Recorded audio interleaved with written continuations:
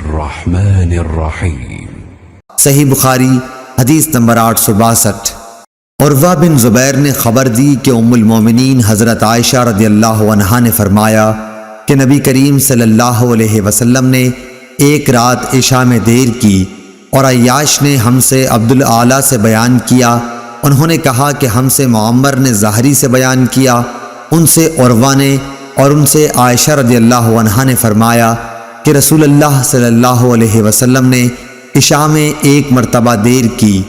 یہاں تک کہ حضرت عمر رضی اللہ عنہ نے آواز دی کہ عورتیں اور بچے سو گئے۔ انہوں نے فرمایا کہ پھر نبی کریم صلی اللہ علیہ وسلم آئے اور فرمایا کہ اس وقت روئے زمین پر تمہارے سوا اور کوئی اس نماز کو نہیں پڑھتا۔ اس زمانے میں مدینہ والوں کے سوا اور کوئی نماز نہیں پڑھتا تھا۔ اللهم صل على محمد وعلى آل محمد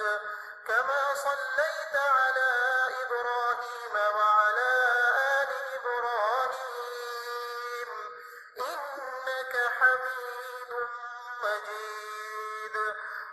اللهم بارك على محمد وعلى آل محمد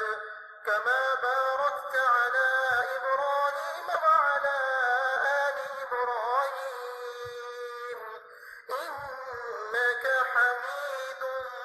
مجيد